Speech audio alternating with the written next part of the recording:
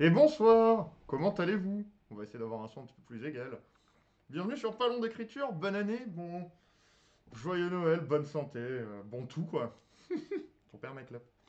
Vous l'aurez remarqué, l'une de mes résolutions n'est pas d'arrêter de fumer. J'ai essayé, j'ai déjà arrêté. Comment ça va les enfants? Est-ce que vous avez passé de bonnes fêtes de fin d'année? Est-ce que vous avez bien mangé? Est-ce que vous avez trop mangé? C'est très très important. Coucou Pigasus, bonne année. Et félicitations pour avoir gagné un paquet de Kinder qui arrivera, je pense, la fenêtre, la fin de, qui arrivera en fin de semaine prochaine chez toi.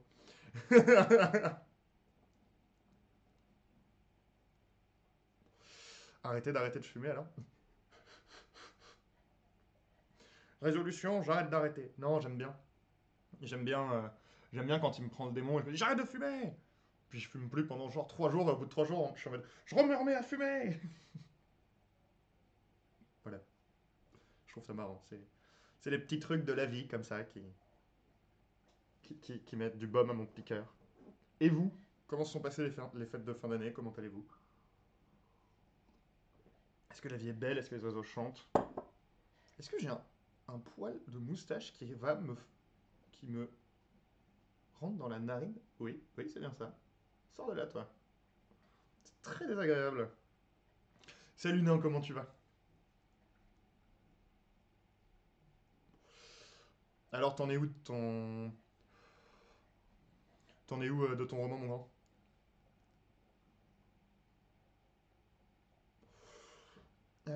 En vrai, tu as déjà pensé... Ah, oui. Alors oui, j'ai essayé, Monsieur Lapin. J'ai pas du tout aimé. En fait, ce que j'aime bien dans la clope, c'est tout le rituel. Je crois que ce qui est le plus important dans la clope pour moi, c'est genre la décharge de nicotine, comme tous les fumeurs. Mais c'est surtout le rituel qui va avec de je m'arrête, je roule ma clope, je roule mal ma clope, je reroule ma clope, parce que je roule mal alors que ça fait 10 ans que je fume. Je reroule ma clope, je rage, j'allume ma clope, je me brûle les doigts, tout ça, tout ça. Et en fait, une fois que c'est fini, je fume plus pendant 1 heure ou deux, tu vois. Bon, après, pendant les lives, je mange les clopes parce que c'est le stress, ça. Oui, encore. Mais la clope électronique, il y a un côté trop.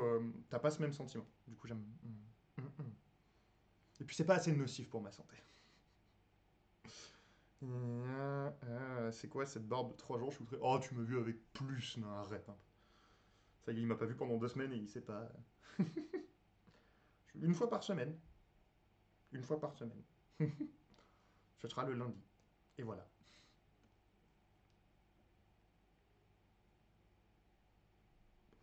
3 chapitres plus épilogue. Trop bien. Bientôt la fin, du coup, stylé. Très très cool.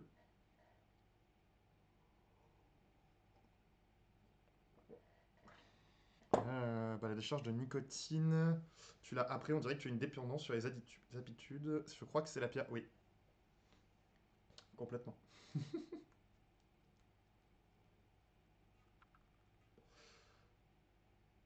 Ma demande. Moi, je l'ai déjà oublié, ma demande. Ah oui, oui, je me rappelle. Que tu mettes ton roman en 12. Pour que j'ai un comparatif effectif.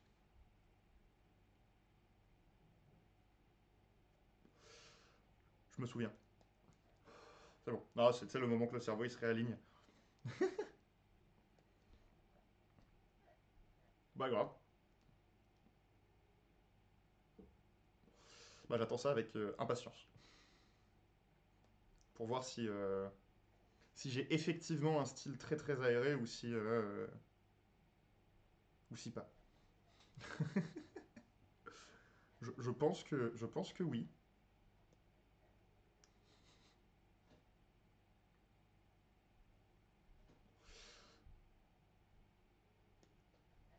Coucou Chérissou, bonne année. Comment tu vas? Moi ça va fort bien. J'ai mes ongles noirs, je suis content. Parce que oui, pour... Salut Wanu! Putain, ça fait longtemps, comment tu vas?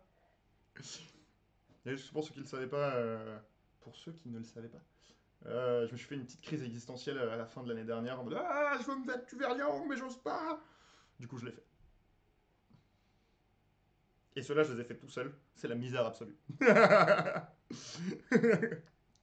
Je tiens à dire à toutes les personnes qui se mettent souvent du vernis tout seul ou toute seule et qui s'en sortent très bien, bravo.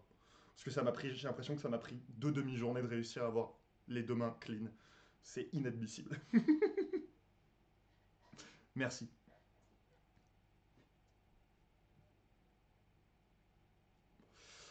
Merci, Lapinou. Hop. La reconversion en peintre en bâtiment n'est pas pour demain, pas, visiblement. Alors, peindre des murs, je m'en sors très bien. Je l'ai fait dans mon ancien appart, franchement, ça va. Non, c'est juste le truc que, autour des ongles, il y a de la peau. Et le vernis, il va sur la peau aussi. Et du coup, t'as un moment où t'es là en mode genre, ouais, j'ai bien fait mes ongles et mes doigts. Mais non, j'ai répondu à ta question. Je t'ai dit qu'il m'en restait, Monsieur Lapin, des badges VIP.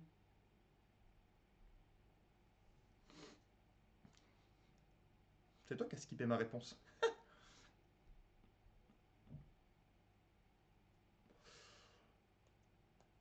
Mais ouais, après, la main gauche, ça va parce que je suis droitier, donc c'est du rapide.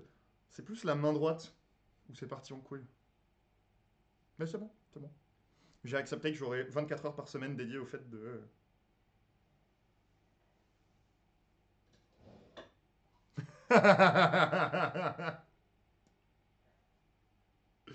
Ils veulent tous des badges. Cette peau-là, faut la manger. Non, Wanu. Non, après, on saigne des doigts et c'est pas cool.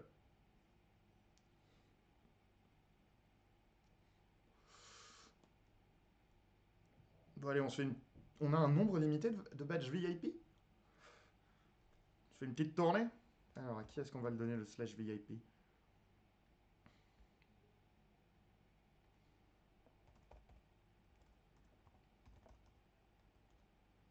On va le donner à Nain parce qu'il a été sage. Ça a marché ou ça a pas marché? On va le donner. Allez,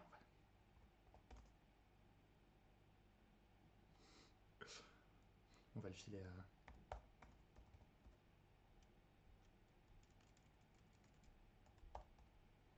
Oh là là, vous avez tous des noms compliqués.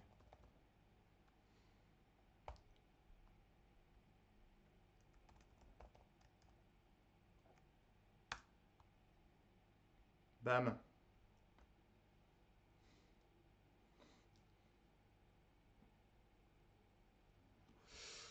Trop Metallica, les ongles noirs en mode guitariste. Bah alors, ce que je me suis dit, c'est d'abord, je vais apprendre à le faire en noir, bien.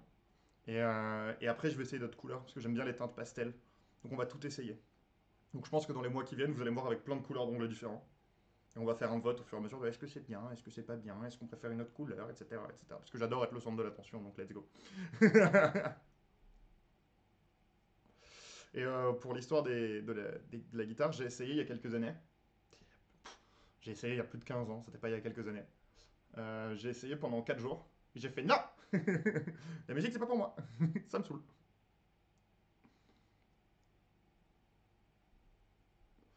Aurais-je eu ma couronne? Bah si, monsieur Lapin. Mais par contre, je sais pas faire la couronne, moi. Je sais pas comment ça marche. Le badge VIP, chez moi, c'est un petit diamant, tu vois. Ah, moi, mon arrêtez-vous.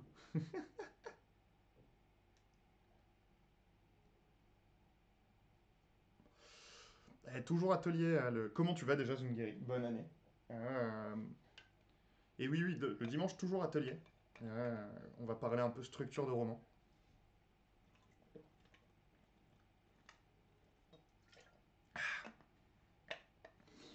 À ce propos, je pense que ça va être un atelier assez court.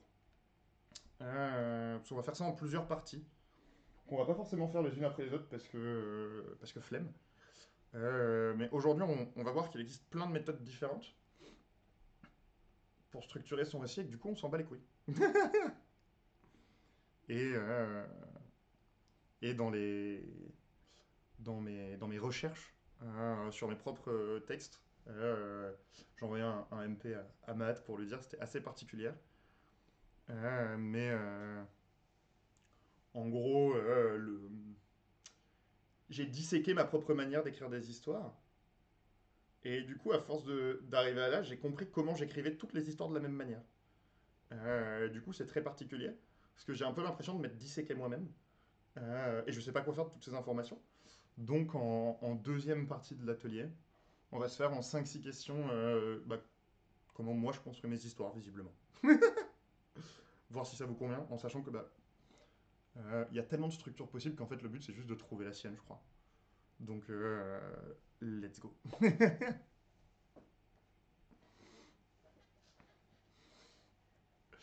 Banané aussi, je vais chaudement. Ou plutôt je fonds, mais bon. Il y a que 3 mois encore à souffrir. Ouais. Je veux tellement structurer tout cet après-midi. Eh bien, c'est parti. Blablabla. Ça va lurker en même temps pour coworker sur le Discord. Ok. Genre dans une partie compliquée du récit, le début de la naissance des sentiments de mes deux persos principaux. Je vais me concentrer. Donc, je dois malheureusement décliner ton œuvre. Eh bien, déclinons. Ok. Euh, comme, comme introduction, ouais, c'est quoi la structure d'un récit? J'ai j'ai fouillé dans toutes les recherches que j'ai pu faire ces 5 dernières années et dans toutes les conversations que j'ai pu avoir avec notamment Nicolas pour trouver plein d'exemples de structures différentes. Donc ce que je vous propose, la première partie, je vais juste vous discuter avec vous de tous les types de structures sur lesquelles j'ai pu tomber au fur et à mesure. Et après, on passera un peu plus dans le vif du sujet de comment on va structurer notre propre récit, avec aujourd'hui une version très légère, ce qui est ma manière de fonctionner, et une prochaine fois une structure beaucoup plus poussée, dont j'avais parlé une fois avec Zungeri, il me semble, avec une question de on écrit un truc, qu'est-ce que ça implique, qu'est-ce que ça implique, qu'est-ce que ça implique, qu'est-ce que ça implique, etc., etc., etc., etc. Mais je pense que ça va être très très long, donc on le fera une autre fois, parce que bon. On reprend tranquillement l'année, on va pas se faire 5 heures de live d'un coup. D'autant que j'ai une raclette ce soir.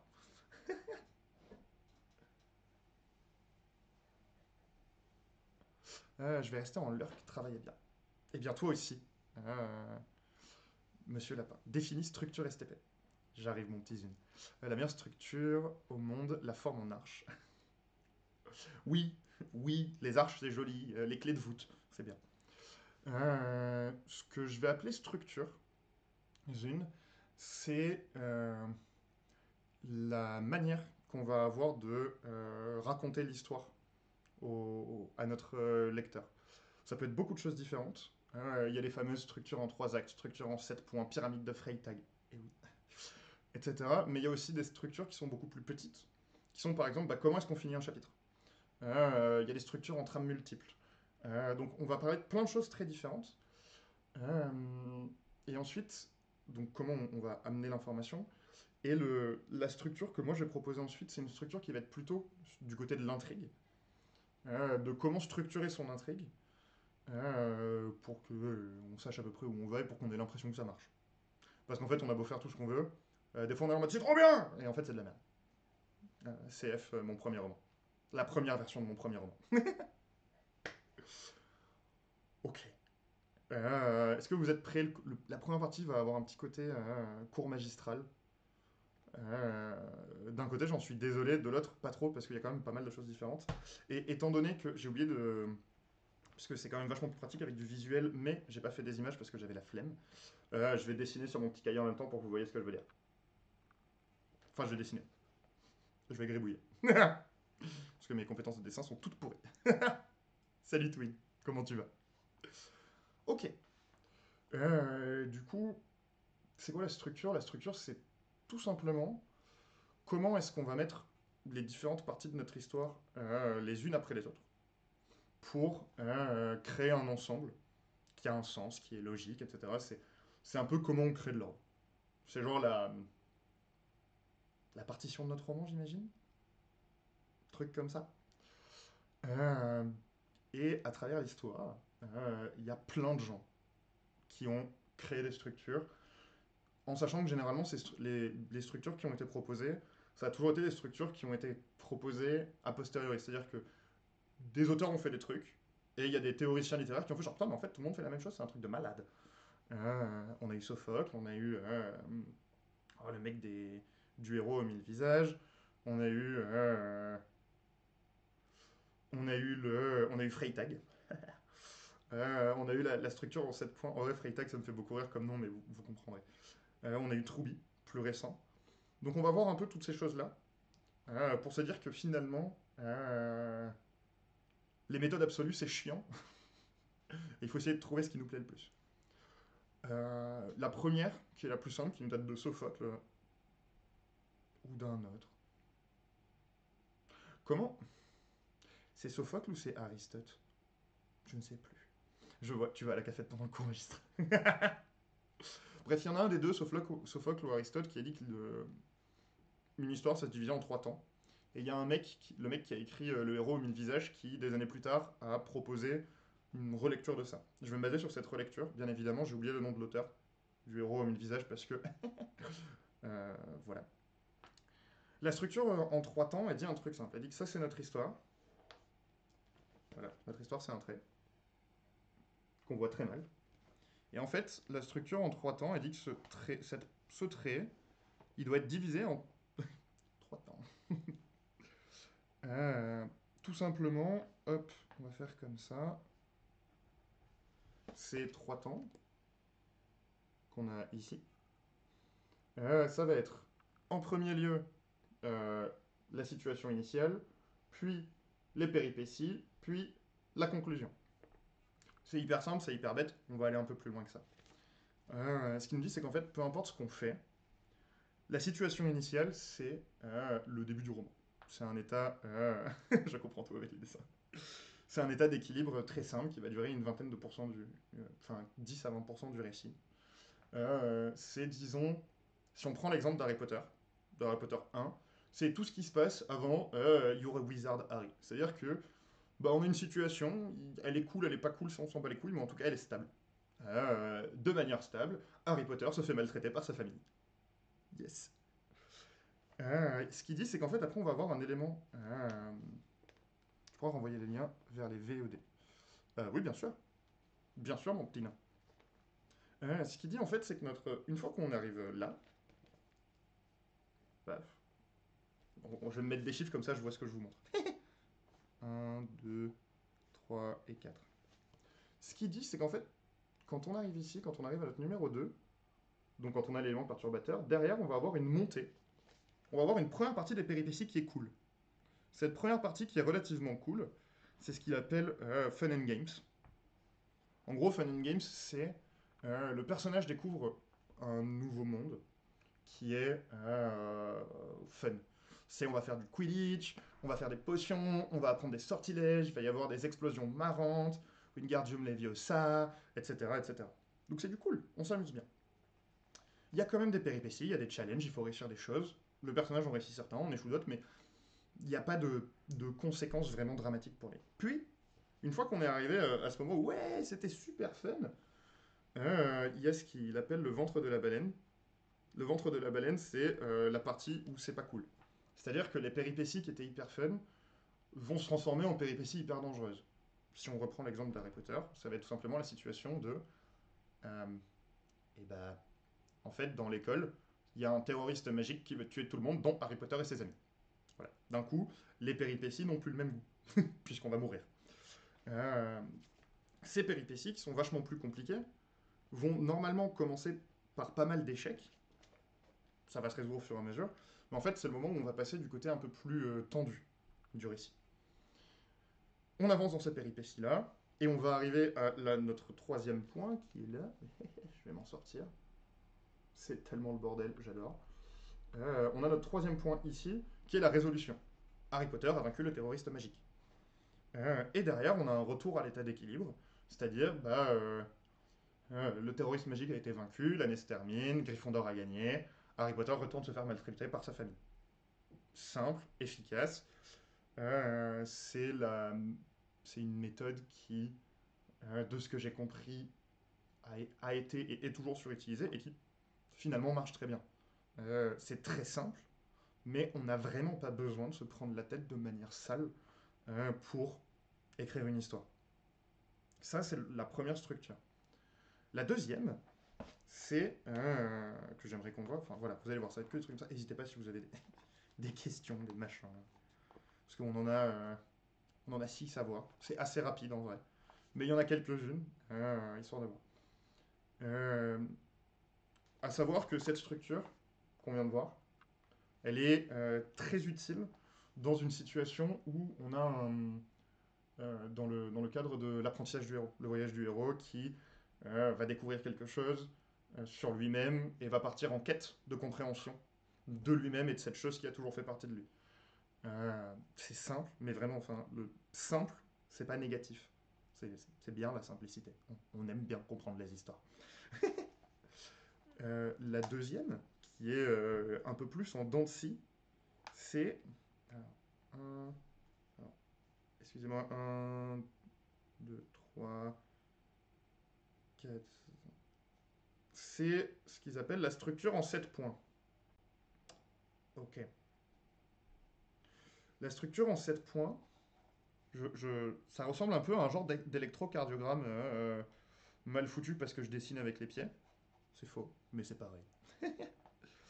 La structure en 7 points, elle dit qu'en fait, une histoire, c'est une alternance de haut et de bas, dans lequel le personnage se retrouve embarqué un petit peu malgré lui, euh, et où il va avoir des épreuves de plus en plus difficiles, et où étrangement, les premières épreuves qui sont les plus simples vont être irréalisables, mais de par toute la progression qu'il va faire, et ben, ces épreuves de plus en plus difficiles, il va de mieux en mieux réussir à les réussir.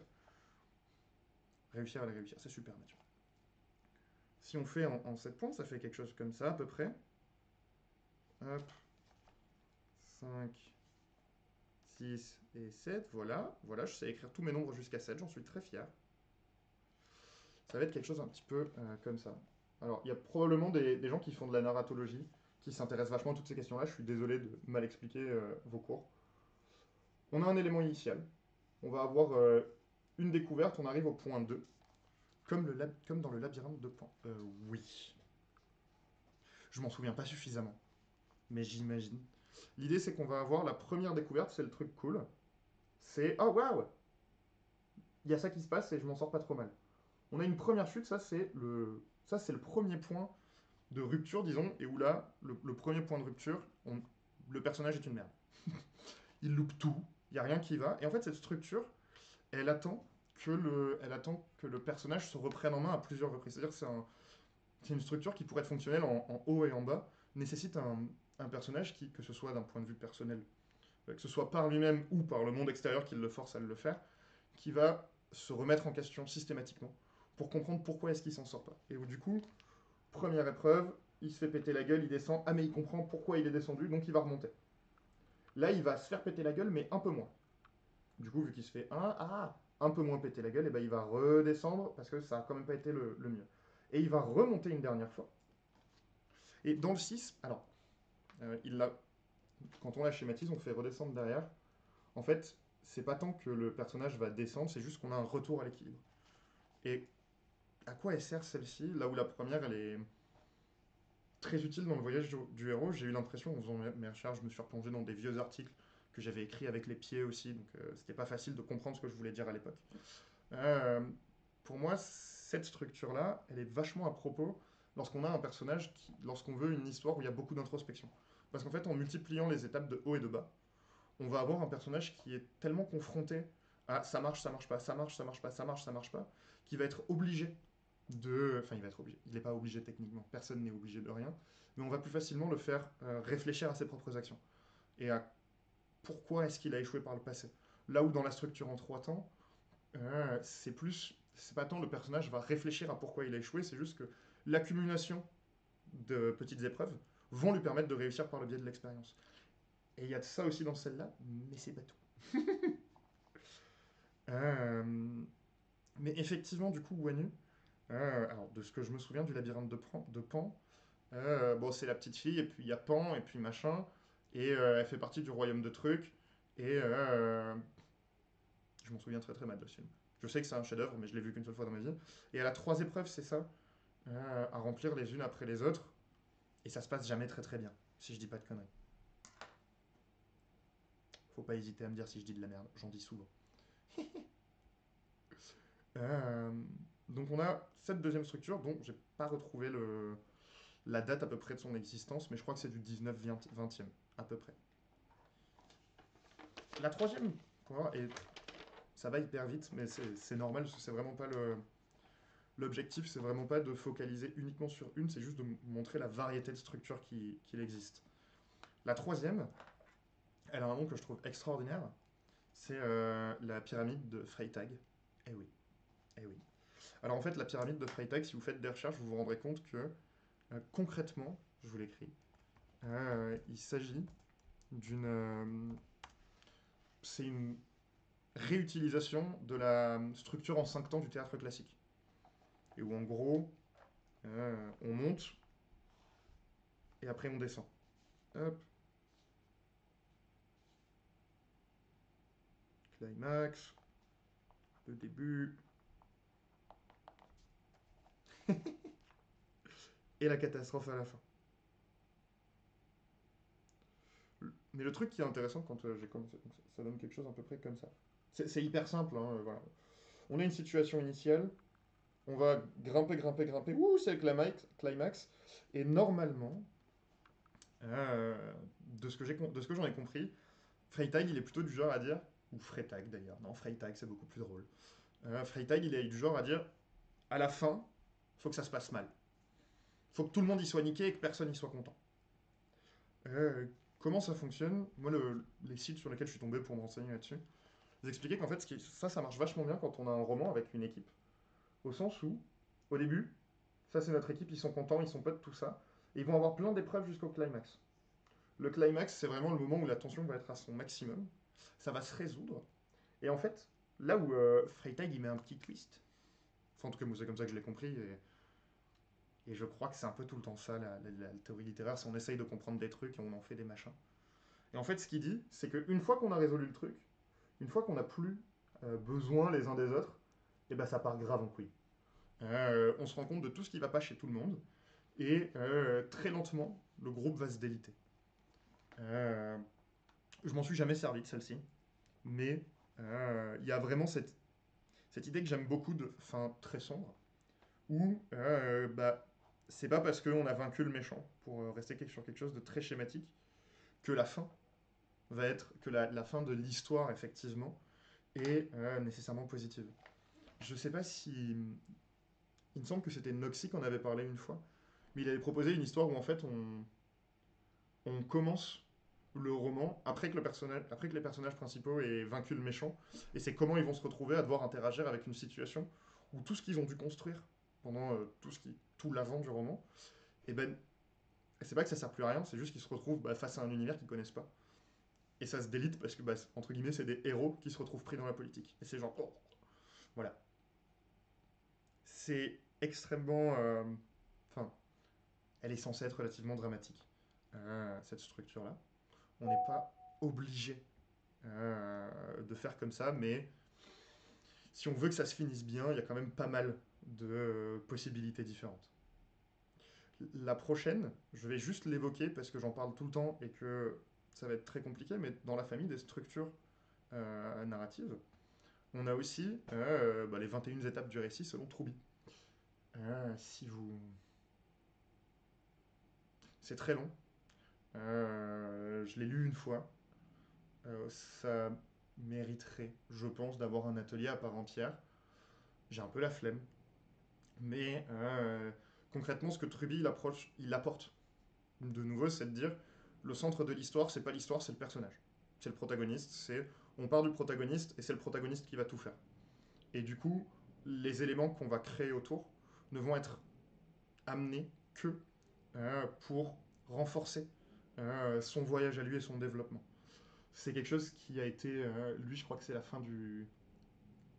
Lui, c'est un scénariste. Enfin, non, c'est pas un scénariste, c'est un script doctor.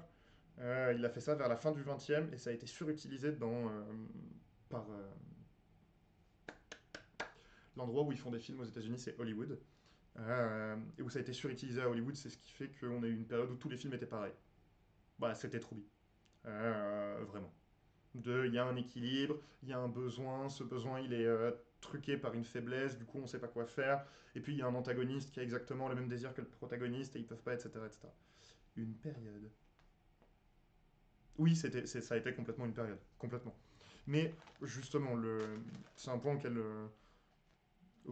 dont j'aimerais parler, c'est qu'en fait, ah mais les guillemets font que tu te fous de ma gueule en fait. Euh, les structures narratives, c'est des périodes, c'est des modes en fait. Les lecteurs ont l'habitude de lire quelque chose, puis à un moment ils s'en lassent, et puis il y a des gens qui commencent à faire autre chose. Ils proposent une autre structure, cette structure plaît, d'autres gens commencent à le faire, ça devient la mode. Tout le monde fait la même structure, et puis on passe à autre chose, et puis etc. etc., etc. C'est ce qu'on a toujours fait, c'est ce qu'on fera probablement toujours. Euh, et c'est très bien comme ça, parce qu'on a besoin. Enfin, c'est le concept même de l'art, c'est on s'inspire les uns des autres. Mais c'est des périodes. Donc on peut choisir de ne pas faire comme tout le monde ou de faire comme ils faisaient les anciens, c'est pas grave. Tant que, tant qu'on aime ce qu'on fait et qu'il y a des gens qui aiment bien ce qu'on fait, c'est cool. Euh, j'ai le bouquin de Tréby chez moi. D'ailleurs, c'est le seul bouquin de narratologie que j'ai pu trouver dans mon trou perdu. C'est le plus. Je pense que c'est le plus connu avec le héros aux mille visages. Lui aussi, il est pas mal répandu. Les autres sont plus rares, voire plus confidentiels. Il y a pas mal de bouquins de narratologie qui sont tournés du côté scientifique, avec la théorie littéraire, tout ça, et où du coup on se retrouve sur des choses qui sont très abstraites et très imbuvables. Pour ceux qui ont fait des études de lettres, vous voyez ce que je veux dire. Pour ceux qui n'en ont pas fait, je suis heureux que vous voyez pas ce que je veux dire. Pour faire simple. Euh, on en a vu 4, il en reste 3 à voir assez, assez facilement. On a parlé de trames simples, puisque bah, enfin, structure les trois premiers types de structure en 3 temps, structure en 7 points et pyramide de Freytag, c'est des structures qui ne s'intéressent pas à la question de est-ce qu'il y a une ou plusieurs trames dans mon récit. On peut tout à fait imaginer un récit à trames multiples qui est construit sur une structure à 3 temps. Ça, c'est sans problème. Je vais choisir celle qui fait mal, j'aime bien faire mal. Ok. Les deux prochaines qu'on va voir, elles vont parler de nécessite de la trame multiple. Alors pourquoi est-ce que je les ai mis là-dedans? Parce que, un, j'adore les trames multiples, voilà, niquez-vous. Euh, et ensuite parce que, bah, mine de rien, euh, aujourd'hui, il y a beaucoup, beaucoup, beaucoup, beaucoup d'œuvres entre, notamment dans la littérature de genre, euh, mais pas que, qui prennent en compte plusieurs trames, plusieurs personnages, plusieurs histoires qui s'entremêlent, qui se démêlent, etc. Donc ne pas en parler, ça aurait été bête. Voilà. La première, dont j'aimerais parler, je pense qu'on est tous tombés dessus au moins une fois.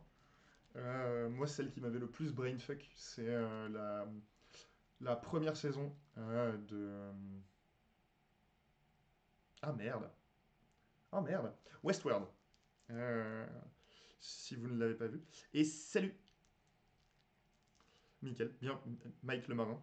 Comment vas-tu? Bienvenue chez nous. On parle de structure narrative. Je m'appelle Mathieu. Bonne année. Est-ce que tu écris? Mais ouais, comme je disais, pour ceux qui ont pas vu Westworld, c'est aussi ce qui est utilisé dans les livres de la Terre fracturée, dans La Nuit des Temps de Barjavel.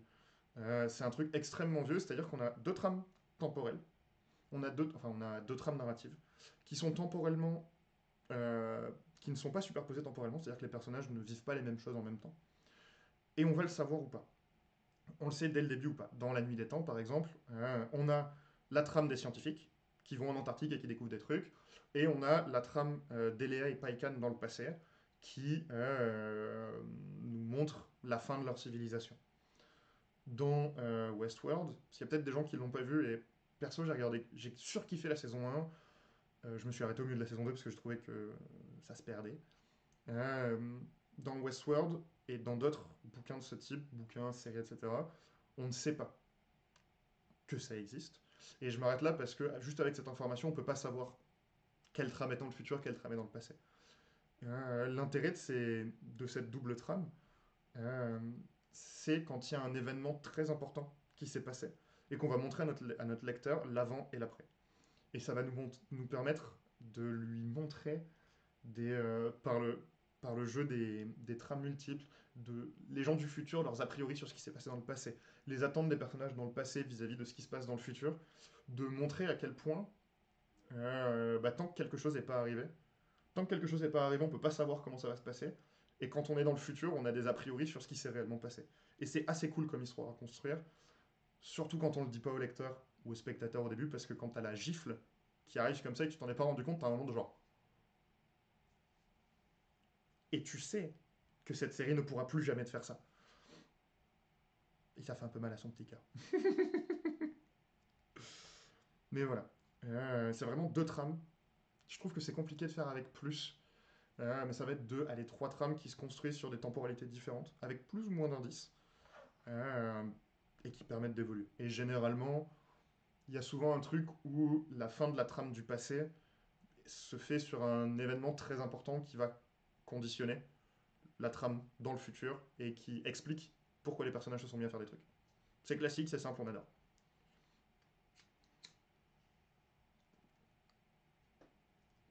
Encore une autre structure qui est... ouais, on a presque fini. Mais c'est pour vous montrer à quel point il y en a genre 10 milliards. Et je pense que... Enfin, n'hésitez pas si vous voyez des structures que j'ai pas mis dedans et que vous connaissez, n'hésitez pas à, à en parler parce qu'il y en a vraiment beaucoup, beaucoup, beaucoup, beaucoup, beaucoup. Par-dessus ça, on a le classique de qu'on trouve beaucoup dans la fantasy, de trames multiples, où on a des personnages qui se rejoignent. À un moment, ils sont tous séparés pour pour des raisons diverses et variées.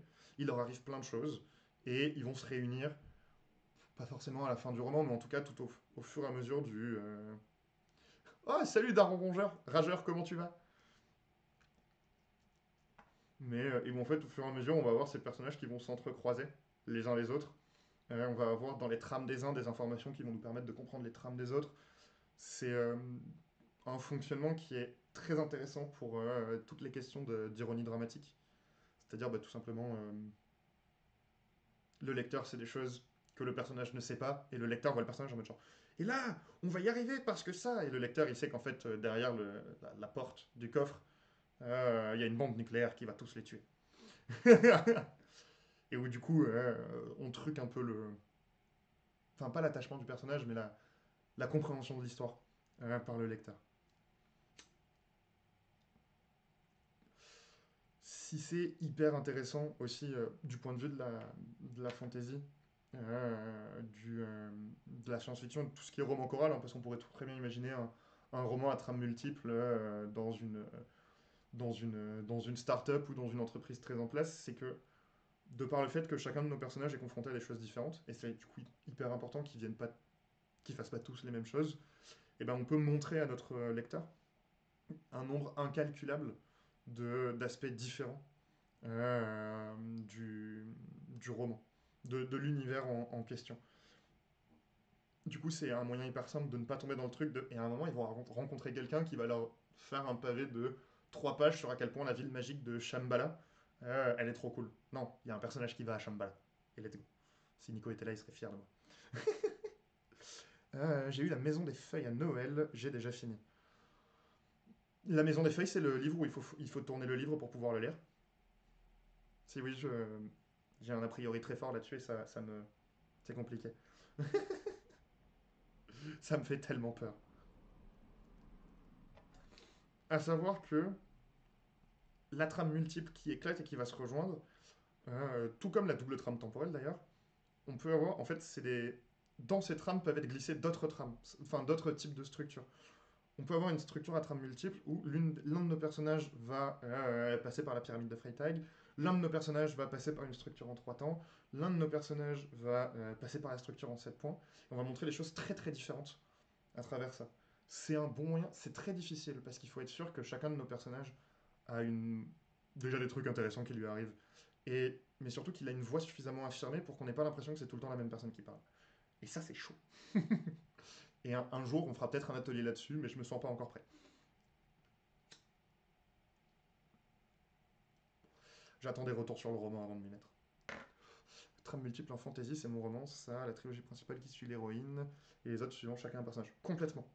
Euh, D'ailleurs, oui, effectivement, tu peux avoir un cas où c'est une trame multiple où on prend au sens de saga, euh, et où tu vas avoir des romans centrés sur différents personnages. C'est aussi possible à un niveau beaucoup plus microscopique. C'est c'est aussi ce truc où on a tout un roman sur un personnage, on est dans une saga. On a tout un roman sur un personnage et on a un chapitre. Un seul putain de chapitre du point de vue d'un autre personnage qu'on a perdu il y a 2 romans. Et on est là en mode genre, il est encore là. Et on est content. Après, je suis une fan, je suis un fanboy, donc je me hype très facilement.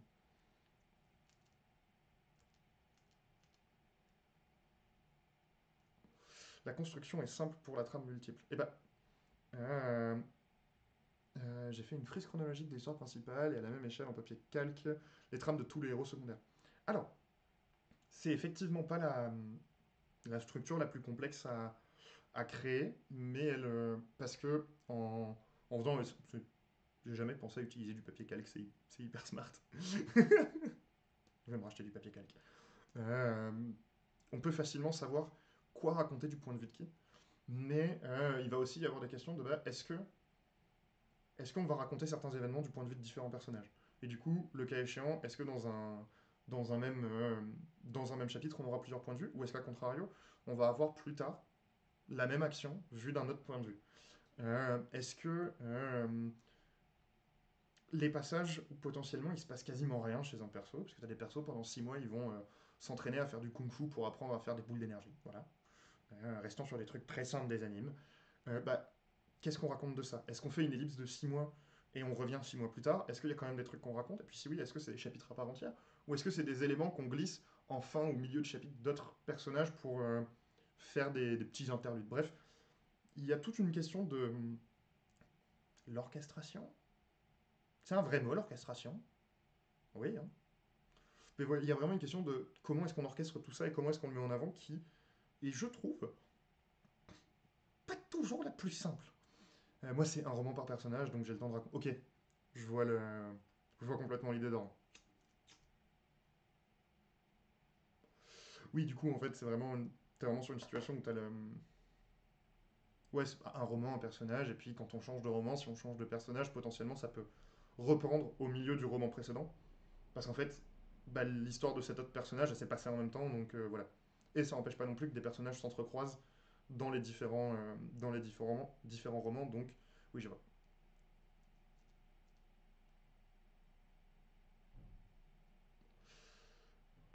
What did you do? I don't know. Hello. Tac, tac, tac. Orchestration, c'est un vrai mot. Merci, Jingeri, mais plutôt orienté musique. Oui, Oui, mais en fait, il y a des mots, ils n'existent pas en lettres. Donc si les sciences, elles ont le droit de voler des mots à d'autres sciences en disant bah, maintenant ça veut dire ça, je vais le faire aussi. No, I don't know what did I do. What I did.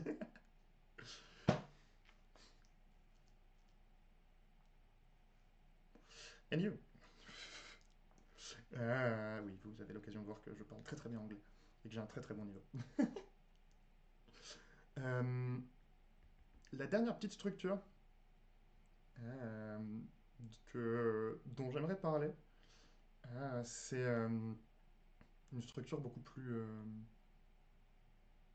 microscopique, disons, euh, qui elle va plutôt concerner les fins de chapitres. Nico vous en a pas mal parlé à l'époque où il streamait encore. C'est la Me, I Watch You. Hope you enjoy. Not good enough to make it all in English. Sorry. C'est la structure oui mais non et. C'est une structure en fin de chapitre. Si je devais reprendre ce qu'a dit Nico un paquet de fois. Et ça, pareil, c'est pas une structure qu'on. Ça explique pas comment on raconte l'intégralité d'une histoire. Ça explique plutôt comment on peut faire glisser nos scènes de l'une vers l'autre. C'est simplement l'idée que à la fin d'un chapitre, en gros, dans le chapitre, il doit se passer quelque chose. Je vais reprendre son. Nico, si tu me regardes. Je vais reprendre l'exemple de on a Jean, Jean il doit prendre le train. Euh, et tout le chapitre, c'est lui qui va à la gare pour prendre le train. Le oui, mais, c'est dire bah, à la fin du roman, à la fin du chapitre, il a pris son train, mais manque de bol, c'est pas le bon. Du coup, on a une problématique en fin de chapitre qui va faire que bah, dans le prochain chapitre, on va se demander mais putain, oh là là, il est pas dans le bon train, qu'est-ce qu'il va faire? Euh, le non est, c'est en gros, il y arrive pas, et en plus, il y a encore un truc qui lui tombe sur la gueule. Typiquement, non, Jean n'a pas eu son train, et en plus de ça, euh, il s'est fait voler ses affaires sur la gare pendant qu'il allait demander, pendant qu'il allait chercher une boisson, par exemple. Du coup, non seulement il n'a pas son train, mais en plus, il a plus ses affaires, donc il est vraiment baisé le pauvre. Euh, c'est aussi une forme de structure. Hydrate-moi. Yes, sir.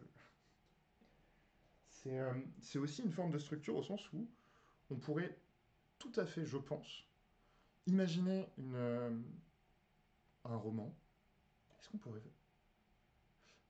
On pourrait tout à fait imaginer un roman où on a juste une situation initiale et un objectif. Et en fait, on écrit juste chapitre par chapitre. En mode full... Bah oui, en fait, oui, c'est ce que j'ai fait des millions de fois. Qu'on va écrire en mode full jardinier. Donc juste on écrit, on voit ce qui se passe. Et on se met juste cet objectif de quand je commence un chapitre, je veux qu'il se passe ça à la fin. Si ça se passe, je mets une contrainte. Si ça se passe pas, j'ajoute un problème. Et on avance comme ça. Jusqu'à ce que finalement, Jean ait pu aller passer son concours pour rentrer à HEC. J'en sais rien. Non, y a pas de concours pour rentrer à HEC. Faut juste... Non, si, il y a un concours. Il y a un concours pour HEC. Enfin voilà. Euh, on en a vu 7. Ça fait beaucoup. Je pense qu'il en existe des milliards d'autres. Si on prend toutes les déclinaisons du double trame développé autour des romans type romance, etc. De comment est-ce qu'on fait une alternance lui, elle, etc. Tout ça, c'est tous les types de structures qui se basent principalement sur des usages d'auteurs qui font la même chose parce que tout a déjà été fait, qui essayent de sortir un peu de la norme, qui en créent, qui en crée, qui en, qui en crée, qui crée un nouvel usage qui va être détourné, puis être détourné, etc., etc. Euh, si vous êtes chiant comme moi, euh, suivre une structure pas à pas, euh, c'est très chiant. Au sens où j'aime pas les recettes de cuisine. Voilà. Euh, et encore une recette de cuisine, on va passer 3 heures à faire un plat, c'est juste 3 heures de notre vie. Donc on a passé 3 heures de notre vie sur un plat, on sait le faire et après on se démerde par soi-même. Et parce qu'on on peut pas faire un canard laqué sans savoir comment on fait un canard laqué. Ça, on est d'accord. Le truc, c'est que à l'échelle d'un roman, ça peut se faire à l'échelle d'une nouvelle, donc ça peut être plus court, mais quand on est sur une échelle de je vais potentiellement passer plusieurs semaines, pas semaines, quoique. Mais voilà, on va passer plusieurs semaines, plusieurs mois, plusieurs années sur le même truc. Donc, euh, donc je vais vous proposer ma propre structure. Ça n'a aucun sens. Euh, mais en tout cas, bon, on se retrouve vite à se dire putain, c'est chiant. Euh, donc, moi, ce que j'arrête pas de dire à tout le monde, c'est qu'il faut essayer de trouver sa propre structure. Trouver une manière de raconter une histoire qui nous convient bien. Le truc, c'est que il me paraît très complexe d'imaginer un atelier, quoique après ça peut être un super truc, mais d'imaginer un atelier où on crée une structure tous ensemble. Ça me paraît chaud. Et comme je disais au début de l'atelier, en cherchant un petit peu toutes ces questions de structure, c'est quoi une structure, etc., je me suis rendu compte que, bon, j'ai pas un profil où je structure énormément en amont, mais il y a un truc qui ressort. Donc si ça vous tente, je vous propose de vous montrer comment bah, moi je raconte mes histoires. Euh, Ça marche, en tout cas pour moi. En tout cas ça s'applique à ce que j'ai écrit, donc voilà. Après, est-ce que ça marche vraiment? J'en sais rien, j'attends les retours sur le roman. Mais voilà. Si ça ne vous tente pas, bah, ça va être compliqué.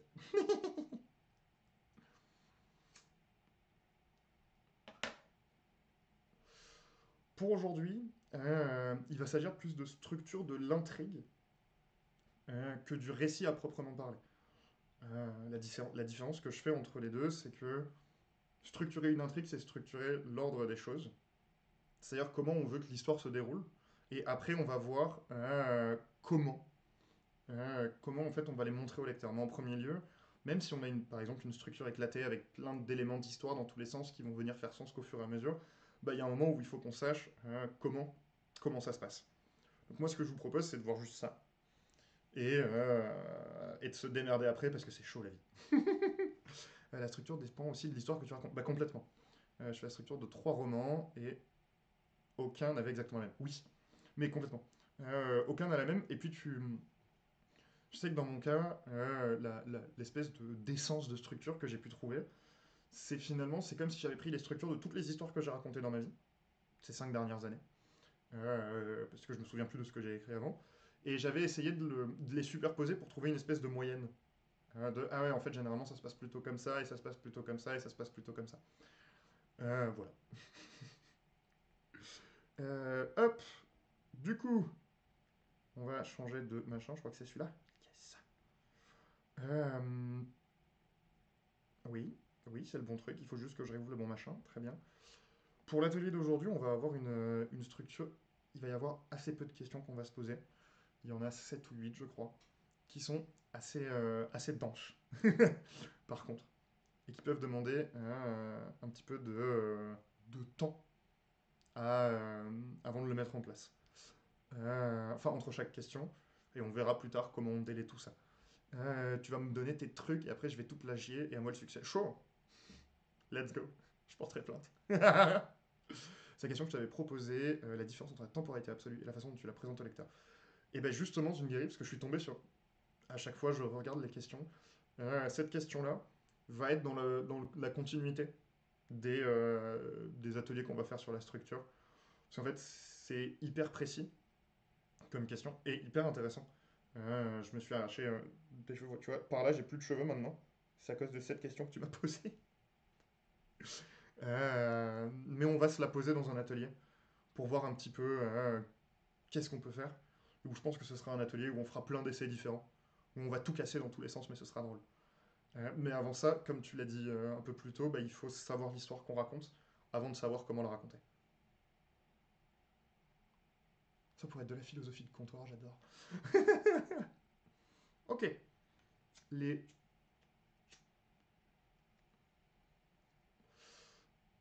Tout casté. Les 4 premières questions qu'on va se poser, enfin, on va commencer par les 2 premières, c'est plus simple. Les 2 premières questions qu'on va se poser, elles sont de l'ordre de bah, d'où est-ce que part notre histoire et où est-ce qu'elle se termine. C'est-à-dire, où est-ce qu'on commence, qu'est-ce qui se passe au début, c'est quoi le début de notre histoire, ce qu'on veut, et qu'est-ce qu'on veut à la fin. Euh, Histoire d'avoir juste 2 bornes, en sachant que moi je suis le spécialiste pour avoir une idée de ce que je veux à la fin et le changer 18 000 fois tout au long de mon écriture. Enfin, en tout cas, en créer des versions, des versions, des versions, des versions, des versions. Donc, on va poser un truc qui peut paraître absolu. Et il est très probable que pendant, ne serait-ce que aujourd'hui, j'allais dire ce soir, mais c'est juste aujourd'hui, on le change plusieurs fois au vu de ce qui va se passer plus tard. Donc, première question, et bah, tout simplement, notre histoire, d'où est-ce qu'elle part? C'est quoi le truc de base de l'histoire? Si on devait résumer le début, si je prends l'exemple de mon premier roman, le tout début de l'histoire, euh, c'est l'histoire d'un mec qui s'appelle Kriust. Il est en prison et il raconte l'histoire d'une meuf qui s'appelle Saina, qui vient de la ville où est cette prison, qui était une chasseuse et qui est partie parce que des gens ont essayé de la brûler vive. Ça, c'est le début. Et là-dedans, il y a le début de l'enfance de ce personnage, Saina. Dans mon cas, dans le cas du nouveau roman, le début de l'histoire, c'est vraiment une meuf qui s'appelle Gil. Euh, donc Gil était considérée comme la plus puissante guerrière de son pays. Elle va se battre avec Elle s'est battue avec une déesse.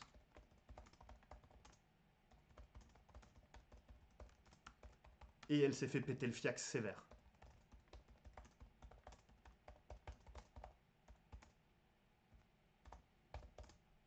Et en parallèle, l'empereur a abdiqué. Ouf, la vieille feute. Et en parallèle, l'empereur a abdiqué. Ces deux éléments n'ont pas de lien direct. Mais voilà, ça c'est vraiment le début de mon histoire. Euh, et par péter le fiac sévère, on parle de rééducation, etc., etc. Et du coup, la fin. Donc ça, c'est notre question 2. C'est où est-ce que je veux arriver à la fin. euh, ah, ah, J'ai tellement de fourmis dans les jambes que je sens plus mon pied. C'est très désagréable. Euh, Là où je veux arriver à la fin, c'est euh, comment je l'état de fin. C'est Elle s'est rendue compte que tout le carcan, tous les carcans imposés par son pays, c'est de la merde. Je rappelle qu'on est dans un univers de fantasy où on se bat dans tous les sens, donc enfin c'est vraiment côté militaire, etc. Et en faisant des fucks à tout le monde, en faisant des fucks à la tradition, elle est devenue encore plus mieux qu'avant. C'est simple, mais c'est l'idée. L'idée finale, c'est ça. C'est vraiment, on part d'une meuf qui a tout perdu juste avant le début du roman. Enfin, tout perdu. Elle a pas tout perdu, mais elle se retrouve de nouveau au niveau zéro de son existence. Et elle va passer le roman à devoir retraverser toute cette question-là et se rendre compte d'à quel point, en fait, tout ce qu'on lui a, toute la manière d'apprendre est complètement fucked up. En gros. Euh, Ça, c'est vraiment les deux. C'est vraiment de là d'où je pars. Quand je veux écrire une histoire, c'est ça part d'où, ça va où. Ok. Euh, la deuxième, hop, la suite. Donc les deux prochaines questions, elles vont tourner vers le protagoniste, le ou la protagoniste d'ailleurs, pour redéfinir rapidement, parce qu'il faut définir les termes, j'apprends de mes erreurs. Un protagoniste, c'est quoi? C'est, de mon point de vue, et c'est ce que je tire de la méthode de Troubi, il me semble, le protagoniste, c'est le personnage qui résout l'histoire. Il y a une intrigue, et c'est lui qui va mettre la clé dans la dernière porte pour découvrir le secret final, en gros. C'est c'est lui qui va tuer le boss, c'est lui qui va, ou elle d'ailleurs, dans mon cas c'est une femme, mais voilà, c'est ce personnage-là. Tac. J'ai plein d'idées, retour de la Majax Academy. Yes. Ah, la Majax Academy. Quelle aventure. La magie du capitalisme. Pour ceux qui sont arrivés sur notre Twitch entre temps, il faut savoir que j'ai fait beaucoup d'ateliers world building. J'en referai certains. Et Wanyu avait joué le jeu alors qu'il est pas auteur, il est musicien, de créer tout un univers complètement fou.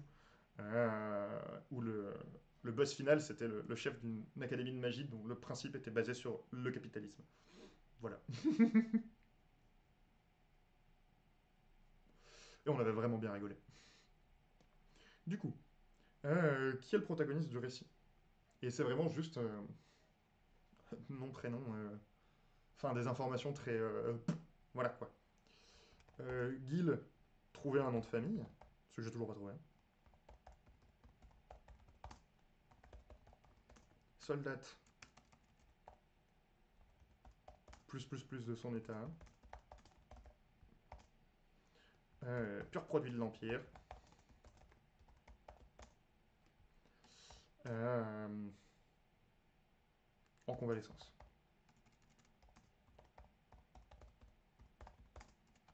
Ok. Donc on a les informations de base de notre protagoniste parce que, bon, euh, si...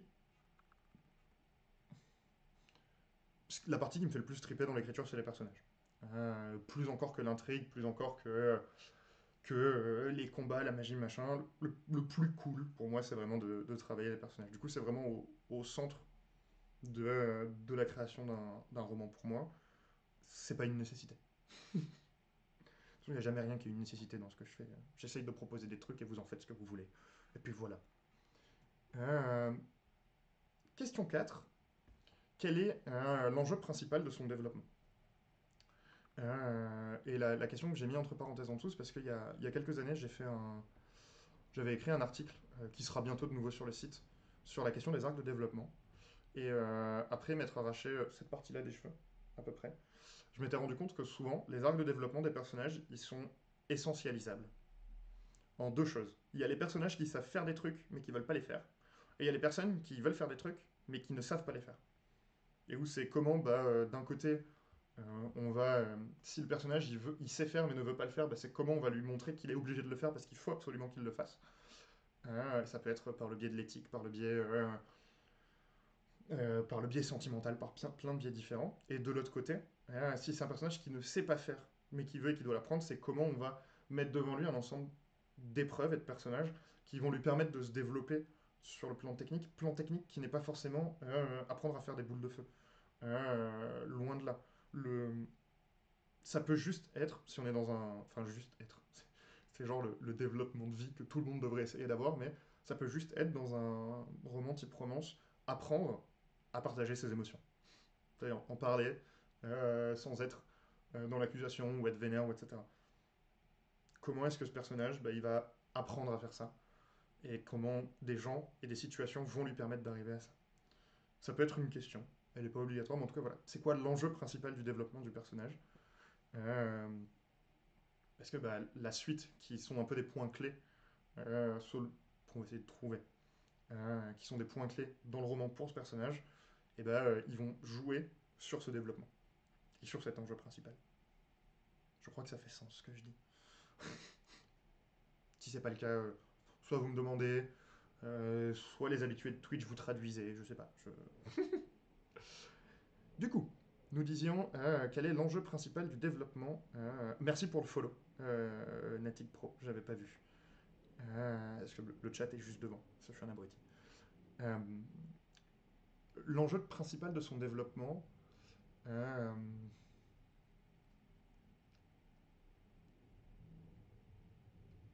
hmm, Je pense que l'enjeu principal, ça va être pour Gil euh, d'envoyer se faire foutre une partie du système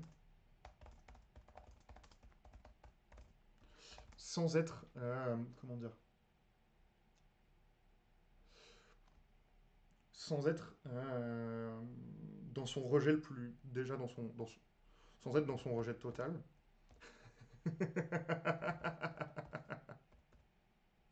Salut Crachoir, bonne année.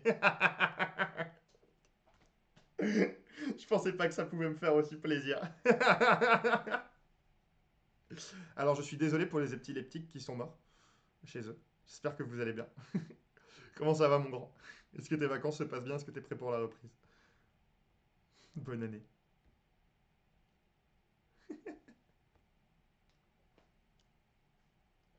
Je disais donc, le temps que Crachoir me répond, ça va être pour elle d'envoyer se faire foutre le système sans être dans son rejet absolument, dans son rejet absolu, ni dans l'accusation des gens qui suivent le système. Oh, stylé!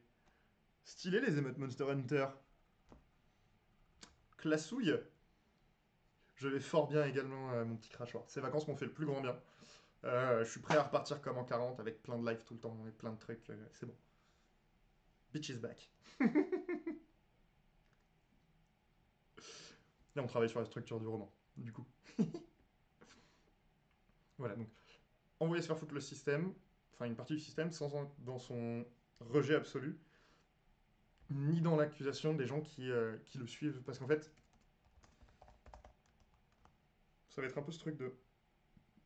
C'est pas parce que des gens euh, ont suivi le système et le lui ont apposé que c'est forcément des mauvaises personnes. C'est pas parce que il y a des gens à qui ce système il convient très très bien, c'est juste que elle en particulier, ce système ne lui convient pas. Et du coup, réussir à faire ce truc, ça peut être. C'est vachement difficile, en fait. De réussir à se dire, bah, c'est pas bon pour moi, mais c'est bon pour les autres. Enfin, et pour les autres. Pour d'autres, en tout cas. Tac, tac, tac. Oui, personnage principal, Majax 7. L'une des clones de Majax qui sort du piège de la plante Vulvaxis. Oui, t'es prisonnière. Je vais l'écrire, ce truc. Excusez-moi, il faut que je me mouche. Je reviens dans une petite seconde.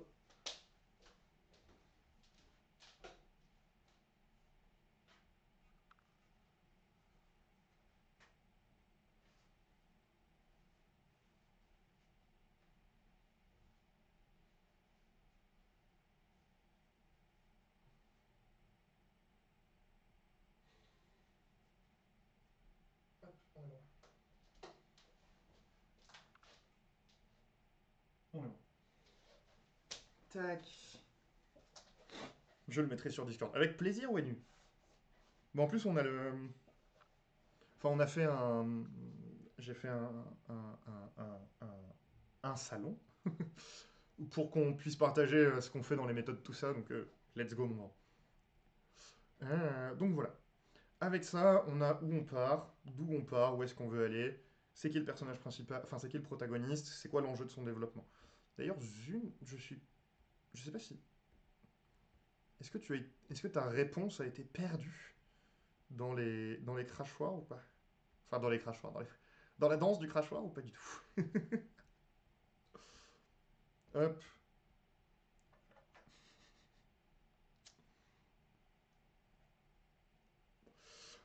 Une fois qu'on a ça, c'est le moment où moi je me suis vraiment, enfin je me rends vraiment compte que je fais souvent ça.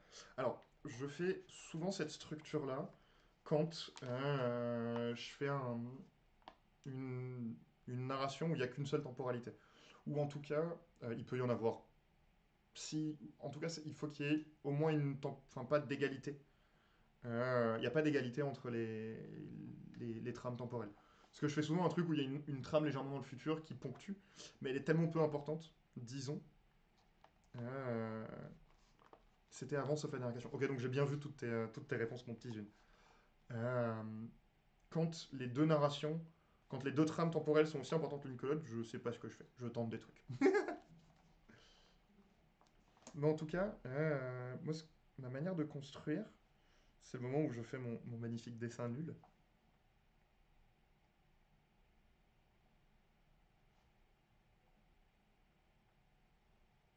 Mhm.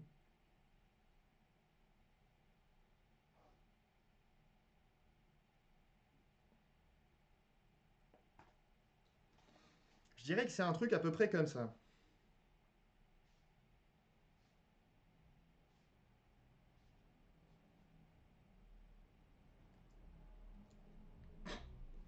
Un, 2, 3, 4 et 5. Et c'est ce qu'on va essayer de faire. Donc, c'est un truc que je vois à peu près comme ça, avec ici le 1 et le 5. Ce que je fais en fait, généralement, c'est que je pars d'une situation où c'est la merde. Et où on va avoir un premier tiers du roman où c'est la merde de plus en plus. Sauf que, à la fin de ce tiers de c'est la merde, on va avoir, on va avoir une victoire. Il y a une victoire du. C'est plus simple si je fais comme ça parce que je peux voir en même temps. On a une victoire du personnage et là on a victoire, victoire, victoire, victoire, victoire, victoire. Et là on a un machin qui fait très très mal au cul. Un machin qui fait plonger en mode. Tombe un peu au 36e dessous et on remonte doucement jusqu'à, entre guillemets, ce qu'on pourrait appeler une première victoire qui stabilise l'évolution du perso. C'est hyper abstrait. Je sais pas l'expliquer autrement, mais vous allez comprendre, j'espère. Développement du personnage, découvrir ses origines et ses conséquences à travers une modification profonde de lui-même. Ok. Ok. J'ai perdu mon café. Donc ça peut marcher, peut-être. Et puis si ça marche pas, c'est pas grave. Enfin, ça peut marcher avec ma méthode, j'entends.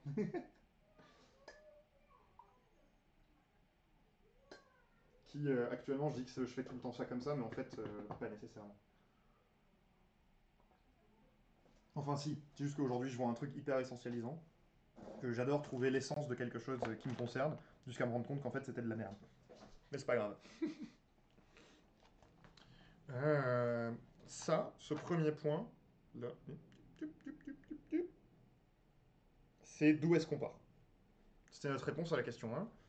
Et ici, là, par là. Et quelque part par là, tout au bout, en 6, c'est où est-ce qu'on veut arriver. Je vais suivre ta forme avec... T'es con. Euh, de là, en fait, non, je vais vous proposer d'essayer de trouver des événements. C'est un peu compliqué, la suite de cette affaire, vous allez comprendre. Supre. Le premier, ce que j'appelle le premier point clé, en gros, pour moi, la première partie du roman, c'est une... Enfin, c'est comme ça que je fonctionne en tout cas. Souvent, la première partie du roman, c'est une première partie qui met en avant beaucoup de problèmes. C'est-à-dire un peu le... Qu'est-ce qui est... Enfin, pourquoi la vie de ce personnage, elle est fucked up. Il n'y a pas forcément Il peut y avoir un élément déclencheur à l'intérieur, mais généralement, cet l'élément, ce qu'on pourrait appeler l'élément déclencheur dans mon cas, c'est vraiment un niveau de down hardcore où le personnage n'en peut plus et il va être obligé de faire autre chose. Dans le cas du roman que je suis en train de faire, je dirais que le premier temps, jusqu'au premier point clé, c'est le début de la rééducation. C'est-à-dire à quel point quand on a été la meilleure dans son domaine, devoir repartir de zéro, c'est chiant et horrible. Le premier point clé, donc c'est un moment qui est très très bas et qui va pousser le personnage à agir pour sortir de ça, pour prendre une décision, etc. C'est quelque chose qu'on retrouve dans la truc à 7 points. C'est bon, on l'avait vu plus tôt, tout ça. Parce que oui, mon machin, c'est un mix de tout. Et j'essaye de faire des trucs. Et j'aurais tendance à dire que le premier point clé, c'est-à-dire le moment où elle va essayer de sortir de cette torpeur en faisant des choses vraiment plutôt que juste en s'y adaptant, euh, ça va résider dans un échange.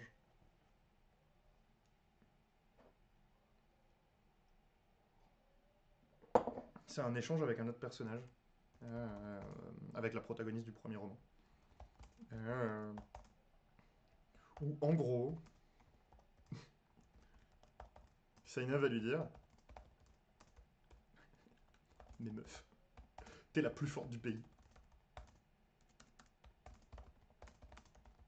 Comment est-ce qu'ils peuvent t'imposer quelque chose, quoi que ce soit?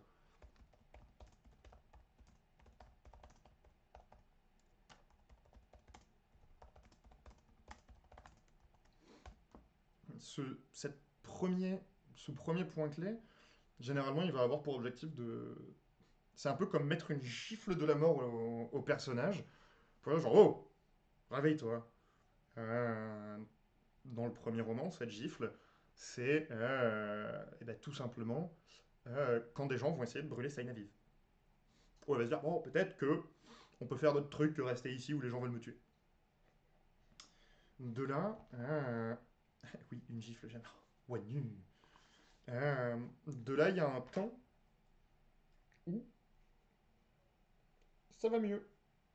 Et on va... Ah Et il y a un espèce de second temps où tout va mieux. Il y a d'autres problèmes qui se mettent en place, mais dans l'ensemble, on est sur une espèce de... Il y a de la perf quand même. Notre personnage, il est performant, il a pris ses résolutions, il s'y tient, il avance. Euh, Dans mon cas, j'aurais tendance à dire que c'est tout simplement Gil qui, alors toujours de nuit, quand il n'y aura aucune personne officielle pour la voir, qui va commencer à s'entraîner comme elle pense qu'elle devrait le faire. Puisque dans cet empire, il y a trois écoles, disons, qui sont issues des trois clans, et en fait, elle va se rendre compte, en maîtrisant une parfaitement et une deuxième un petit peu, qu'en fait, il faudrait toutes les apprendre plus ou moins en même temps pour avoir un style beaucoup plus complet, disons. Euh,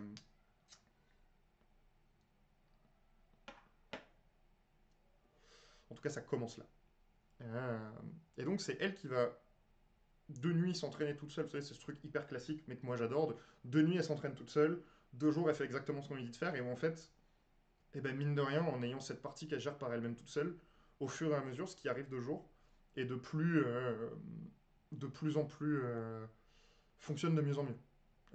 Elle reprend beaucoup plus vite son niveau, elle est de plus en plus efficace, elle est même elle semble au-delà de ce qu'elle devrait être à un moment T, donc ça monte, ça monte, ça monte, ça monte, c'est super cool. Notre événement 2, c'est une petite victoire. C'est-à-dire un, un truc que le personnage va faire qui va un petit peu, comment dire, valider ses efforts, mais pas beaucoup. Mais un petit peu. Ça peut être, admettons, un personnage qui veut, dont l'objectif personnel est d'apprendre à parler de ses putains d'émotions sans s'énerver. Ça va être un moment juste de réussir à se calmer et échanger avec quelqu'un très brièvement sur un point très annexe de sa vie, mais il l'a fait. Et c'est un tout petit truc, mais qui, pour le personnage, va avoir énormément de poids. Dans mon cas, ce point-là, personnellement, je le pose à peu près vers la moitié du roman, mais on s'en fout. Euh, de quand est-ce que c'est censé se passer, etc. C'est vraiment hyper personnel comme manière d'approcher ces trucs-là. Il y a des romans où tout peut se passer très vite, il y a des romans où tout se passe très lentement, on s'en fout. Euh, Qu'est-ce que c'est le deuxième point clé dans mon roman? Parce que je découvre en même temps que vous dans mon cas. Parce que j'ai voulu travailler en amont, mais j'ai eu la flemme. Euh, euh, il faut que ce soit une victoire.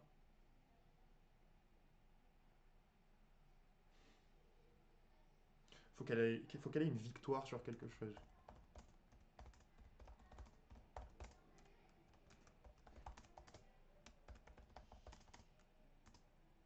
Ou cérémonie potentiellement. Bref, une victoire, ça va être un moment où Gil est une combattante et à travers ses questionnements sur sa manière de se battre se déroulent plein d'autres, enfin se superposent plein d'autres questionnements. Mais c'est vraiment à travers ce prisme-là qu'elle voit les choses en premier lieu. Et ouais, je pense que ça va être une victoire, pas une grosse victoire écrasante, mais un peu l'équivalent de un Pokémon eau qui bat un Pokémon plante. Alors il a un meilleur niveau, mais en même temps un Pokémon eau bat qu'un Pokémon plante. Genre, what the fuck. C'est une bonne analogie ça.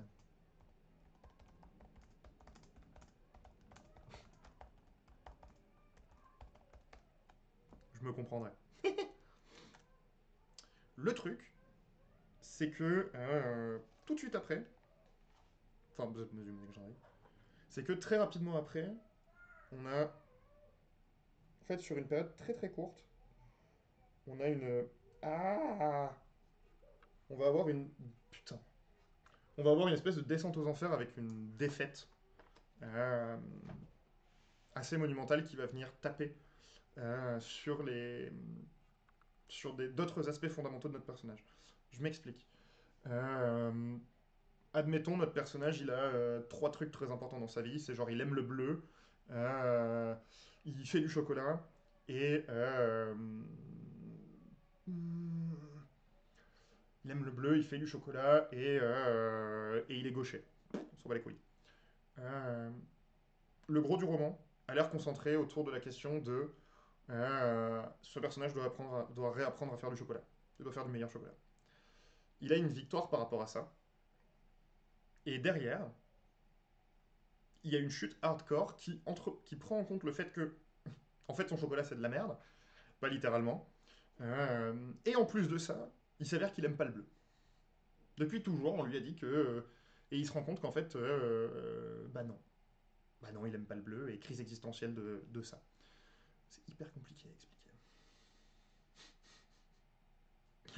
Cet atelier n'a aucun sens, j'en suis vraiment désolé. Euh, Promis, le prochain ça ira mieux. Mais voilà, en gros, on a une chute hyper vénère qui, en plus de ça, en arrivant juste après une victoire, va sembler, du côté du lecteur et du personnage, tout remettre en question. Euh, je vais pas donner. On te suit. Merci, Twin. Twin, des fois, j'ai un peu l'impression que c'est genre. Vous voyez un peu comme votre maman qui vous fait des compliments, vous dites non, mais ça va pas, ta mère elle est là, mais genre, continue. C'est Twin. Mais voilà, on va chercher à lui faire pareil. Merci les garçons. On va chercher à lui faire avoir une défaite hyper vénère pour remettre en question tout ce développement qu'il y a eu par le passé.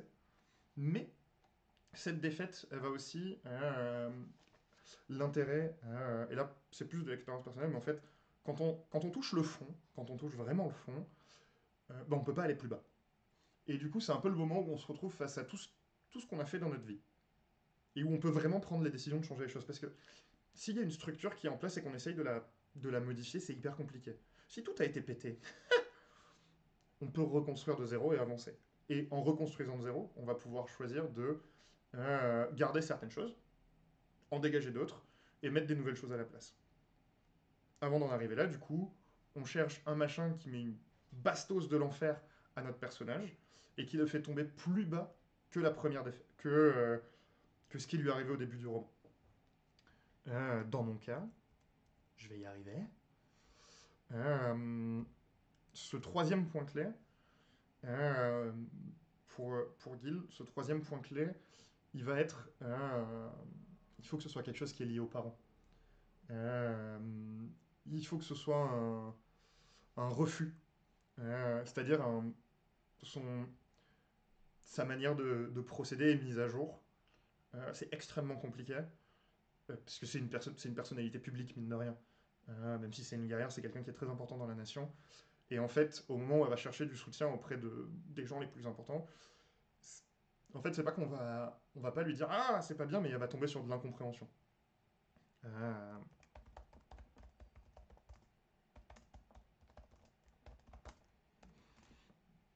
Ce qui va complètement remettre en question tout son système parce qu'on va avoir un moment où elle va être juste en mode mais en fait peut-être que je me suis juste monté la tête. Cette meuf Saina qui est venue et qui m'a dit des trucs, c'est une meuf qui vient d'un autre pays. Dans son pays ils font d'une manière, de notre pays on fait une certaine manière. Non, faudrait que j'y retourne. Et là on va regrimper tranquillement, comme ça. Je vais y arriver. Ah putain de ma race. Plus facile. Donc là, on va regrimper. On est en bas. On va remonter tout doucement. Mais ce qui est important, c'est qu'il faut que le plus souvent, c'est comme ça que je travaille. Je m'en rends compte au fur et à mesure où je vous le dis. Le plus souvent, mon deuxième point clé, cette première victoire, c'est une victoire qui n'est pas acquise que par le personnage par lui-même. C'est-à-dire qu'il a une aide extérieure qui va lui permettre d'atteindre ça. Aide extérieure qui va souvent être induite par le premier point clé qui lui permet de remonter la pente. Du coup, elle n'est pas artificielle parce qu'il l'a fait lui-même, mais c'est issu de quelqu'un d'autre. D'échanges avec quelqu'un d'autre, de situations, d'une personne qui l'adore, d'un héros, de machin, on s'en bat les couilles. Notre quatrième point clé, et c'est tout l'enjeu entre cette rupture terrible du troisième point clé et le quatrième, c'est que il faut qu'il remporte, il faut qu'il ait cette nouvelle victoire exclusivement par lui-même. C'est-à-dire qu'on passe par un moment d'introspection qui est plus ou moins long et qui se superpose à plein d'autres choses. Hein. Je vous dis pas d'écrire un quart de roman où c'est juste le personnage qui se parle à lui-même, loin de là. Mais en tout cas, on a plein d'introspection où le personnage il se retrouve un peu confronté à tout ce qui s'est passé, à comment est-ce qu'il veut avancer, à comment est-ce qu'il veut faire les choses. Et la première victoire qui va en sortir, c'est quelque chose qu'il n'a que grâce à lui-même. Et c'est vraiment très important parce que ça va lui permettre d'asseoir la validité de cette évolution sur laquelle il travaille depuis le début. Parce il y a rien de plus agréable qu'au moment où on se dit putain, c'est moi qui l'ai fait, quoi. C'est pas les contacts, c'est pas ça. Oui, ça a joué à un moment ou à un autre, on n'est pas stupide. Euh, mais ça, c'est moi. Euh, et du coup, là, on a notre quatrième point clé qui va être vers les trois quarts. Et qui, lui, en fait, est vraiment la première victoire. En se rappelant qu'entre le 3 et le 4, il y a tout un tas d'introspections où le personnage va être confronté à lui-même, etc. etc. Euh, Si je le positionne vers les trois quarts, c'est parce que pour moi, le dernier quart d'un récit, après ça c'est mon point de vue, hein, mais en fait, dans les 15 derniers pourcents, dans les 25 derniers pourcents pardon, du roman, on a 15% de résolution de l'intrigue et 10% de retour à l'état d'équilibre. Du coup, en fait, cette première victoire, elle va être juste avant une succession de victoires, plus ou moins fortes, plus ou moins importantes. Il y a des échecs qui vont se balader là-dedans, bien sûr. Mais en tout cas, c'est la première d'une longue série qui montre que, ouais, ça y est, c'est bon. Nique sa mère. Euh, Dans mon cas, ce quatrième point clé, il faut que je le trouve. Et vu que je réfléchis vachement bien en allant aux toilettes, je vais aller faire pipi. Je reviens dans 2 minutes avec une idée de génie. A tout de suite.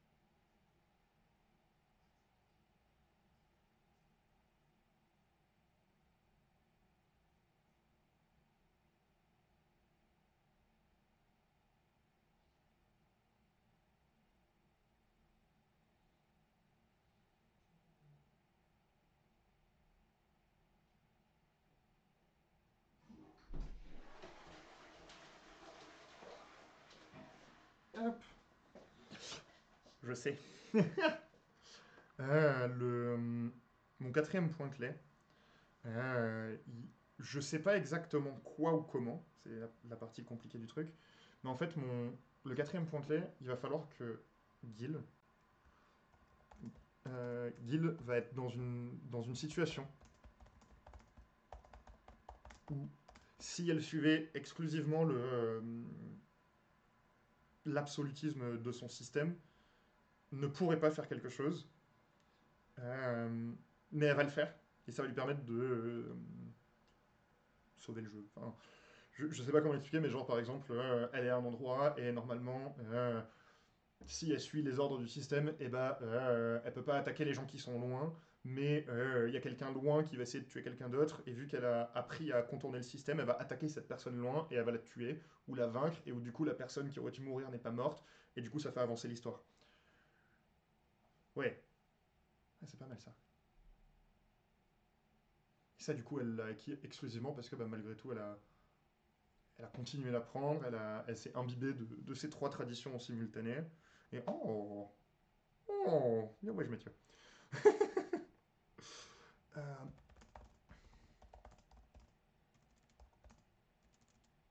ne devrait pas pouvoir sauver quelqu'un, mais parce qu'elle a contourné le système, elle va pouvoir le faire et save the day. Boum. Voilà. Et de là derrière, on a... il faut qu'il y ait une réalisation. Juste après ce moment-là, il faut que une réalisation plus ou moins forte, plus ou moins puissante, plus ou moins intense, mais il faut que le personnage, en tout cas moi c'est comme ça que je le vis, il se rende compte de ce qu'il vient de faire, en mode genre, ok, ok, c'est bon, j'ai bien fait de faire ça, et, euh, et ce qui est en train de se... Et les résultantes de mes actions, elles sont cool quand même. Euh, et de là, on peut lancer la fin de notre histoire. En fait, je me rends compte que c'est pas du tout un roman qu'on a structuré, c'est un arc de développement. Très bien. Ok, tout va bien. Mais voilà. Et de là, on est arrivé à on est à notre cinquième point, et on va avoir une courbe de victoire. Alors, c'est pas exactement une courbe, hein, il va y avoir des hauts débats, des hauts débats, des hauts débats.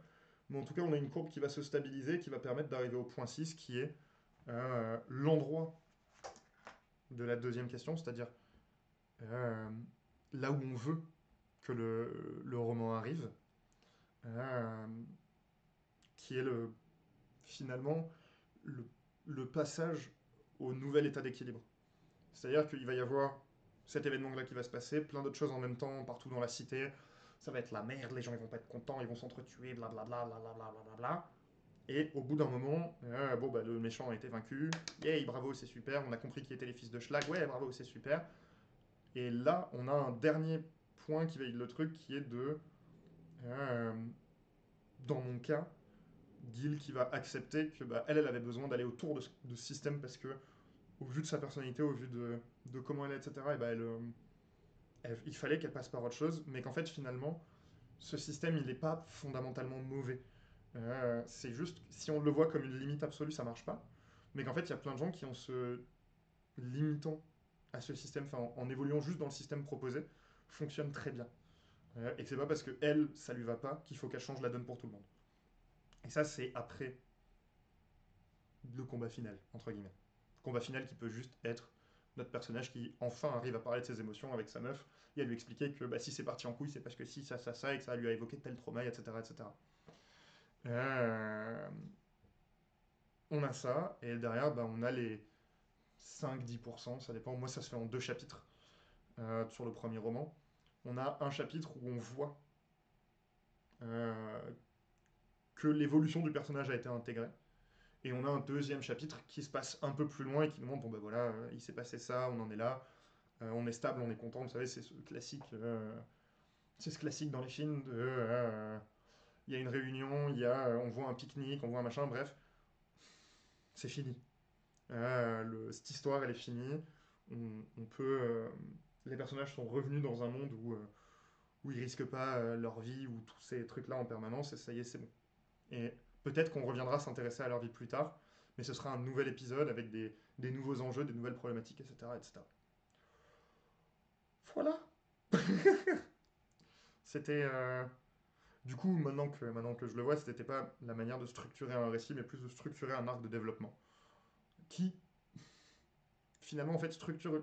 L'arc de développement structure l'histoire, et après, on voit comment on va l'éclater. Mais je... Déjà, est-ce que ça vous a plu? Avant toute chose. Parce que j'ai l'impression que c'était beaucoup plus méta, beaucoup moins concret que ce qu'on a pu faire jusqu'à présent. Je viens de cracher sur mon PC, c'est un truc de malade. Euh, donc est-ce que ça vous plaît? Est-ce que ça vous dit qu'on en fasse d'autres comme ça? On fera pas que des comme ça parce que c'est une gymnastique mentale qui casse le cerveau. Mais voilà. Est-ce que pour vous ça manque d'éléments? Est-ce qu'il y a d'autres choses que vous auriez aimé voir? En sachant que... alors, pas la semaine prochaine, parce que j'aimerais bien faire autre chose que juste de la structure, mais on va, dans 2 ou 3 semaines, travailler sur cette fois non pas la structure de développement du protagoniste, du coup, mais vraiment sur les événements qu'on va vouloir faire advenir, les uns après les autres, tranquillement. Ça va être assez long.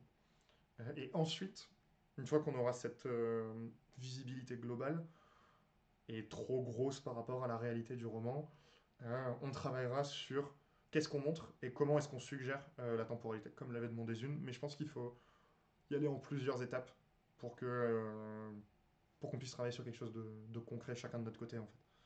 Donc ça marche pas. Voilà.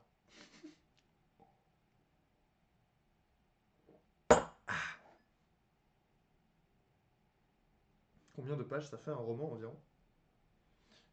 Bah ça dépend vraiment des gens, mon petit Wanu. Euh, on a, il y a des romans. On part du postulat que ça fait au moins en page Word 70-80 pages, à peu près. Puisque si tu recadres en A5, ça fait un peu plus de 100 pages. Et c'est tout à fait ok, mais en tout, à des novellas. C'est Olivier Gérard, c'est le Bélial qui fait une collection qui s'appelle Une heure lumière, qui est composée exclusivement de novellas. C'est des petits romans. Qui font un peu moins de 100 pages dans un format pas très grand, un petit format comme ça. Et où t'es censé, si t'es pas lent comme moi, tu le lis en 1 heure. Si t'es lent comme moi, tu le lis en 3. Et ça, c'est ok. Mais ouais, je dirais que c'est. En format livre, on estime que c'est un roman à partir d'une centaine de pages, je dirais. Je sais pas. Il y a personne, il a jamais su ce que c'était un roman. Voilà. Alors j'enregistre ça histoire de pas le perdre. Hop. À partir de demain, je remettrai les 50 000 mots. Ok, let's go. À partir de demain, je recommencerai à mettre les vidéos sur Twitch. Donc cette semaine, je mettrai la vidéo d'avant les vacances et la vidéo d'aujourd'hui. Et comme ça, à partir de la semaine prochaine, on reprendra l'ancien rythme de le lundi sort la vidéo du dimanche. Comme ça tourne, et s'il y en a qui loupent un truc mais qui veulent voir le prochain, ils peuvent regarder, il n'y a pas de souci. C'est à peu près tout pour moi. J'espère que ça vous a plu. Alors attendez, on va faire ça vite fait. Je vais regarder ce que j'ai dans mes propositions d'atelier de création. Qu'est-ce qu'on m'a proposé? Tac. La question de la temporalité, les formes spécifiques, l'ambiance. L'ambiance, on l'a fait. Euh, Arc de développement, on l'a fait sans faire exprès. Intrigue développée, on le fera. Écrire du point de vue d'un perso qui a des caractéristiques très différentes de soi-même. Pareil, l'adaptation entre le déroulé temporel, ça c'est à faire. Entremêler les sous-intrigues, justifier un choix scénaristique. Je sais pas ce qu'on fera la semaine prochaine. J'espérais vous dire, genre la semaine prochaine on fait ça. Mais non. Non, non, pas encore. Bon, bah, si ça vous a plu, si vous avez trouvé ça cool, c'est tout bénef pour moi. Et ça me fait vachement plaisir. Euh, Ben moi, je vais vous abandonner, du coup, parce que j'ai du taf qui est bientôt fini, mais j'ai encore un peu de travail et il faut que je parte dans 2 heures de chez moi. Euh, En dessous, c'est considéré comme une nouvelle. Oui. Euh, je vous souhaite une bonne journée, un bon week-end à tous. Je vous dis à demain. Ça y est, là, on reprend le full stream avec lundi et mercredi soir en rush d'écriture, mardi, jeudi sur le Discord. Donc on va recommencer à tabasser. Et puis voilà. Je vous souhaite une bonne journée, un bon week-end, je vous fais des bisous et je vous dis bah, à demain pour ceux qui seront là. Et à pas demain pour ceux qui seront pas là. Des bisous.